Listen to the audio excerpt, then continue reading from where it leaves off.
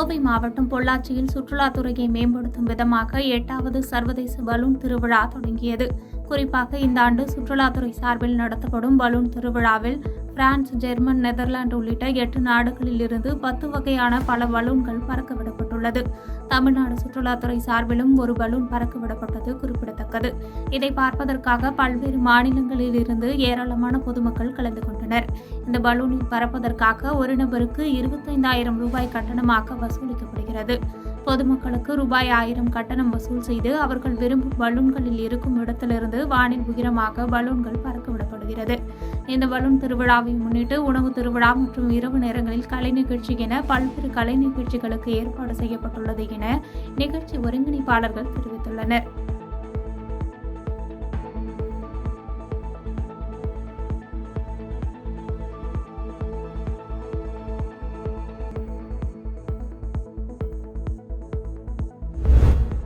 நீலகிரி மாவட்டத்தில் உள்ள காட்டேஜ்கள் மற்றும் ரிசார்ட் உரிமையாளர்கள் கடைபிடிக்க வேண்டிய விதிமுறைகள் குறித்த ஆலோசனைக் கூட்டம் உதகையில் உள்ள பழங்குடியினர் பண்பாட்டு மையத்தில் மாவட்ட காவல்துறை கண்காணிப்பாளர் சுந்தரவடிவேல் தலைமையில் நடைபெற்றது. இந்த ஆலோசனைக் கூட்டத்தில் சுற்றுலா பயணிகள் மற்றும் வெளிநாடுகளிலிருந்து வரும் சுற்றுலா பயணிகளின் வருகை குறித்தும் அவர்களிடமிருந்து பெறப்பட்ட விவரங்களை காவல்துறையினருக்கு தெரிவிக்க வேண்டும் என்றும் அனைத்து காட்டேஜ் மற்றும் ரெசார்டுகளில் கண்காணிப்பு கேமராக்கள் பொருத்த வேண்டும் உள்ளிட்ட பல்வேறு அறிவுரைகள் வழங்கப்பட்டது. இந்த செயலை செய்யறதுக்கு முன்னாடி நம்ம ஆகக்கூடிய விஷயங்கள், புரியக்கூடிய விஷயங்கள் அப்படிங்கிறது ஆராய்ந்து பார்த்து தான் நம்ம இந்த செயலை செய்ய வேண்டிய கட்டாயத்தில் நம்முடைய மாநில சுற்றுலாத்துறையும் இணைந்து. திருப்பத்தூர் மாவட்டம் சின்னமூட்டூர் அடுத்த நாட்டார்பட்டம் பகுதியைச் சேர்ந்த கிருஷ்ணமூர்த்தி மகன் தட்சிணாமூர்த்தி. இவர் சொந்தமாக பிராய்லர் கோழிப்பண்ணை வைத்து நடத்தி வருகிறார். மேலும் கடந்த 5 நாட்களுக்கு முன்பு 3200 கோழி குஞ்சுகளை வாங்கி வந்து கோழிப்பண்ணையில் விட்டுள்ளார். இந்த நிலையில் அதிகாலை மின்கசிவு காரணமாக கோழிப்பண்ணையில் தீப்பற்றி எரிந்துள்ளது. தீ விபத்து குறித்து சம்பவ இடத்திற்கு வந்த நாற்றம்பள்ளி தீயணைப்புத் துறையினர் நீண்ட நேரம் போராடி தீயை அணைத்தனர். இருப்பினும் 7 லட்சம் மதிப்பிலான கோழிப்பண்ணை மற்றும் கோழி குஞ்சுகள் தீக்கு இரையாகின. மேலும் இந்த சம்பவம் குறித்து அம்பலூர் போலீசார் விசாரணை மேற்கொண்டு வருகின்றனர். கன்னியாகுமரி மாவட்டம் திருவட்டார் செங்கோடு அருகே கொற்றவிளை பகுதியைச் சேர்ந்த முன்னாள் ராணுவ வீரரான ஞானதாஸ் என்பவர் தனது மனைவி பீனாவுடன் இருசக்கர வாகனத்தில் திருவனந்தபுரத்திற்கு சென்று கொண்டிருந்தார். அப்போது மார்த்தாண்டம் மேம்பாலம் வழியாக சென்று கொண்டிருந்த போது பின்னால் கேரளாவிற்கு கனிமூலம் ஏற்றிக்கொண்டு வேகமாக வந்த கனரக லாரி மோதியதில் பீனா சம்பவ இடத்திலேயே உடல் சிதறி உயிரிழந்தார்.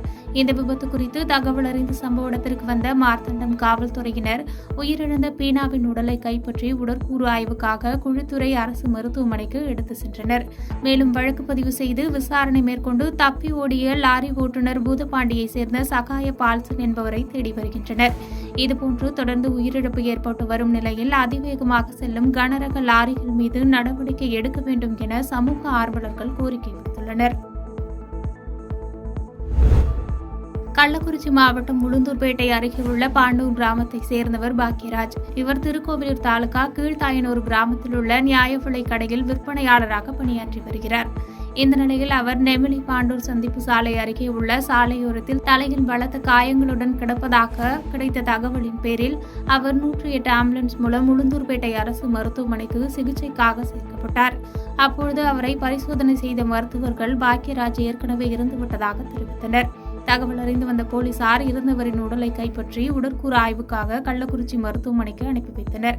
இதனையடுத்து குடும்ப அட்டைதாரர்களுக்கு பொங்கல் பரிசு வழங்கிவிட்டு மீதி பணத்தை இருசக்கர வாகனத்தில் வைத்து எடுத்து வந்த நிலையில் மர்ம நபர்கள் இவரை கொலை செய்தார்களா அல்லது விபத்தில் சிக்கினாரா உள்ளிட்ட பல்வேறு கோணங்களில் போலீசார் விசாரணை மேற்கொண்டு வருகின்றனர்.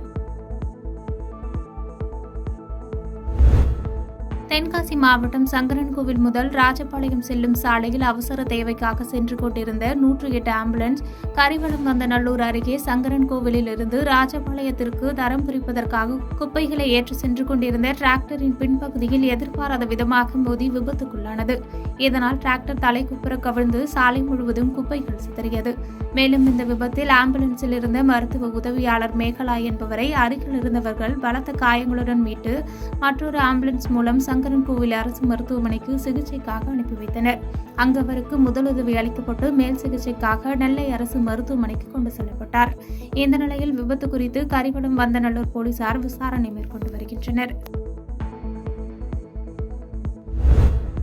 புதுச்சேரி மாநில உள்துறை அமைச்சர் நமச்சிவாயம் டிஜிபி அலுவலகத்தில் செய்தியாளர்களை சந்தித்தார். அப்போது பேசிய அவர், புதுச்சேரி மாநில காவல்துறையில் 10 ஆண்டுகள் பணி முடித்தவர்களுக்கு சிறப்பு தலைமை காவலர்களாகவும், தலைமை காவலர்களாக 15 ஆண்டுகள் பணி முடித்தவர்களுக்கு சிறப்பு துணை உதவி ஆய்வாளராகவும், துணை உதவி ஆய்வாளராக 25 ஆண்டுகள் முடித்தவர்களுக்கு சிறப்பு உதவி ஆய்வாளராகவும் பதவி உயர்வு கொடுக்க அரசு முடிவெடுத்து அரசாணை வெளியிடப்பட்டிருப்பதாக அறிவித்தார். மேலும் காவல்துறையில் காலியாக உள்ள பணியிடங்களை நிரப்ப அரசு நடவடிக்கை எடுத்து வருகிறது என்று தெரிவித்த அவர், 500 ஊர்காவல் படை பணியிடங்களுக்கு 20,000 விண்ணப்பங்கள் பெறப்பட்டு பரிசீலனை செய்யப்பட்டுள்ளது என்று தெரிவித்தார். அதே மாதிரி 15 வருஷம் முடிச்சவங்களுக்கு, ஹெட் கான்ஸ்டபிளா 15 வருஷம் முடிச்சவங்களுக்கு ASI assistant sub inspector special grade அப்படின்னு அந்த கிரேட் அவங்களுக்கு வந்து கொடுக்கப்படுது. அதே மாதிரி ASIயா யாரெல்லாம் 25 வருஷம் முடித்தாங்களோ அவங்களுக்கெல்லாம் சப் இன்ஸ்பெக்டர் ஸ்பெஷல் கிரேட் அப்படின்ற இந்த கிரேடு வந்து நம்முடைய காவல்துறை மூலமா நம்ம கொடுக்கறதுக்கு இன்றைக்கி வந்து அரசாணை வெளியிடப்பட்டிருக்கின்றது. பார்த்தீங்கன்னா இன்றைக்கி காம்பன்சேட்டரி பே என்று சொல்லக்கூடிய அது 13வது மாத சம்பளம் இன்றைக்கி எல்லாருடைய கணக்குலையும் இன்றைக்கு வர வைக்கப்பட்டிருக்கின்றது.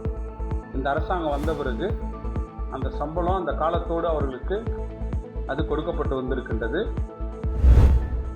தென் சென்னை பாராளுமன்ற தொகுதியின் செயல் வீரர்கள் கூட்டம் சென்னை சோழிங்கநல்லூரில் உள்ள கைலாஸ் திருமண மண்டபத்தில் நடைபெற்றது.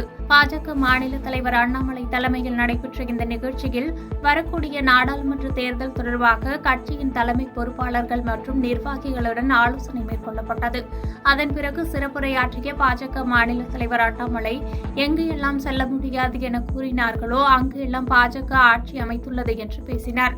மேலும் சட்டமன்ற உறுப்பினர்கள், நாடாளுமன்ற உறுப்பினர்கள், மாமன்ற உறுப்பினர்கள் என யாரும் பணியேற்றவில்லை என்பதால் சென்னை வளர்ச்சி இல்லாமல் தவித்து வருகிறது என்று குற்றச்சாட்டை முன்வைத்தார்.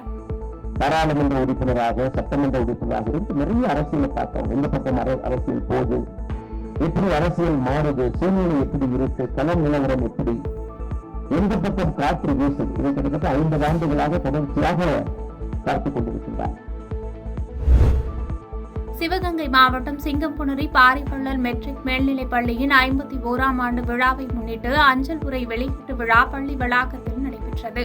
குறைந்த கட்டணத்தில் ஏழை எளிய மாணவர்கள் ஆங்கில வழி கல்வியை அனைத்து மாணவர்களும் கற்று பயன்பெறும் வகையில் மறைந்த முன்னாள் சட்டம் மற்றும் தொழில்துறை அமைச்சர் சே. மாதவன் 50 ஆண்டுகளுக்கு முன்பு இந்த பகுதியில் பாரிவள்ளல் மெட்ரிக் பள்ளியினை நிறுவினார். மக்களிடம் நன்மதிப்பை பெற்று வந்த இந்த பள்ளியின் 51வது ஆண்டு விழா பெற்றோர்கள் மற்றும் பொதுமக்கள் முன்னிலையில் நடைபெற்றது. நிகழ்வில் மறைந்த முன்னாள் சட்ட அமைச்சர் சே. மாதவன் உருவம் பதித்த சிறப்பு அஞ்சல் உரையினை தென்மண்டல அஞ்சல் துறை தலைவர் ஜெய்சங்கர் வெளியிட்டார். இதன் முதல் பிரதியினை கூட்டுறவுத்துறை அமைச்சர் பெரிய கருப்பன் பெற்றுக் கொண்டார். அதனைத் தொடர்ந்து பள்ளி மாணவ மாணவிகள் பங்கேற்ற 51ஆம் ஆண்டு விழாவின் கலை நிகழ்ச்சிகள் நடைபெற்றது.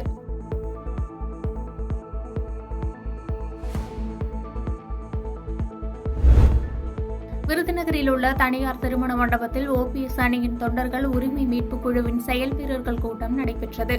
இந்த கூட்டத்தில் தமிழகத்தின் முன்னாள் முதலமைச்சர் O. பன்னீர்செல்வம் கலந்து கொண்டு சிறப்புரையாற்றினார். மேலும் இந்த ஆலோசனைக் கூட்டத்திற்கு வருகை தந்த O. பன்னீர்செல்வத்துக்கு அவரின் அணி சார்பாக சிறப்பான வரவேற்பு அளிக்கப்பட்டது.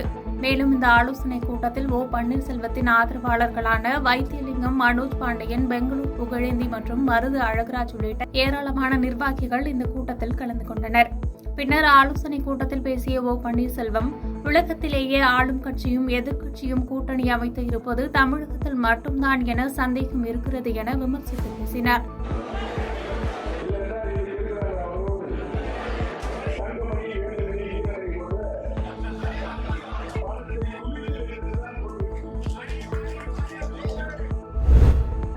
விவேகானந்த கல்விக் கழகம் சார்பில் தாம்பரம் அடுத்த சாய்ராம் கல்லூரி அரங்கில் தமிழகம், கேரளம், கர்நாடகம், மேற்கு வங்கம் உள்ளிட்ட 16 மாநில பெருமைகளையும் தேசபக்தி பாடல்கள், கலாச்சார வேற்றுமையில் ஒற்றுமை குறித்தும் பாரத கானம் என்கிற தலைப்பில் 1000க்கும் மேற்பட்ட மாணவர்கள் பாடலாக பாடினார்கள். இதில் முன்னாள் தலைமை தேர்தல் அதிகாரி N. கோபால்சாமி, பின்னணி பாடகர் உன்னிகிருஷ்ணன், விவேகானந்தா கல்விக் கழக நிர்வாகிகள், ஆசிரியர்கள் உள்ளிட்ட 7000 பார்வையாளர்கள் மாணவர்களின் தேசபக்தி பாடல்களை கண்டு மகிழ்ந்தனர். பாதகம் செய்பவரை கண்டால் நாம் பயங்கொள்ளலாகாது பாப்பா. மோதி மிதித்து விடு பாப்பா, அவர் முகத்தில் உமிழ்ந்து விடு பாப்பா. அண்மை செய்திகளை உடனுக்குடன் தெரிந்து கொள்ள இணைந்திருங்கள் இயம்நாடு தொலைக்காட்சியுடன்.